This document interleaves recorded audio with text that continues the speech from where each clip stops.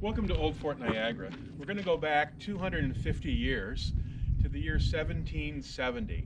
So what happened in 1770? Well, Beethoven was born in 1770. Captain Cook discovered Australia in 1770, and the building that is behind me was built in that year as well. So in 2020, the South Redoubt is celebrating its 250th birthday.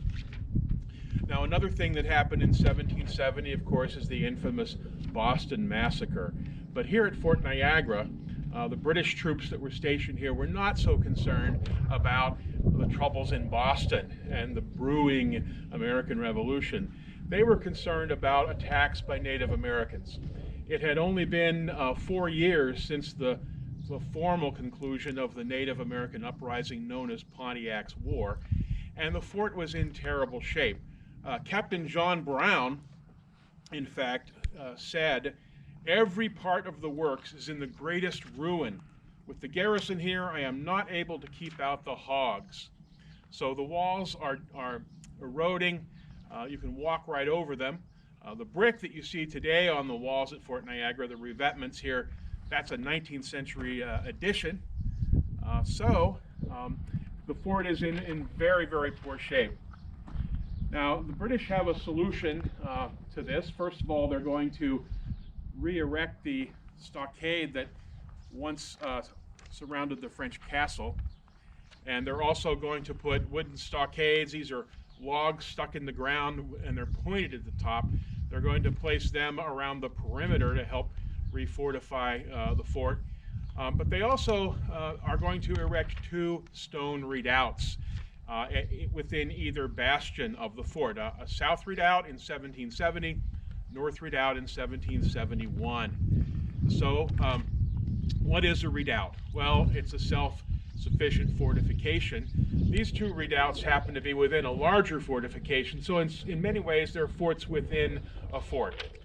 The design of these redoubts is attributed to Captain Lieutenant John Montresor, who was serving as chief engineer for the British Army in North America, based in New York City. But the supervising engineer was a man by the name of Francis Pfister. He has an interesting story. Pfister was born in Braunschweig, Germany, Brunswick, Germany, in about 1740. And during the French and Indian War, he enlists in the Royal American Regiment, a British regiment, which incorporated a lot of German officers in its ranks. So he comes to North America. After the war, during the so-called Pontiac's Rebellion, he assists in the fortification of the Niagara Portage. Later on, he goes on half pay and continues to serve as assistant engineer here at the fort.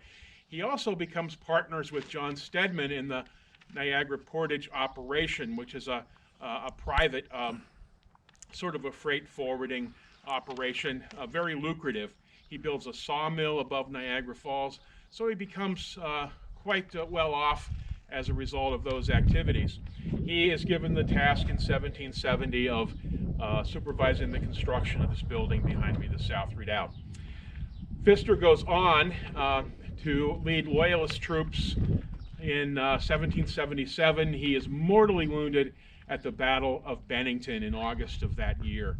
But this is probably one of the greatest monuments to his work here in North America. He's also left some maps behind that he was quite a talented draftsman. He drew a lot of maps for the British Army. So the redoubt, it has 3 floors. There's a pass-through on the first floor. The second floor is a guard room, and then the third floor is a gun deck. The redoubt did not see action during the American Revolution, but during the War of 1812, it did. In the fall of 1812, it endured 2 artillery bombardments between Fort Niagara and Fort George. It also assisted in supporting the American landing and capture of Fort George in May of 1813. And finally, in December of 1813, when the British attacked Fort Niagara, the South Redoubt was about the last position to fall to the British. They forced their way through the doors behind me. They threatened to bayonet the American defenders, forcing their surrender. Fortunately for us today, the South Redoubt has been restored, and during normal times is open to the public. So thank you for your viewing today.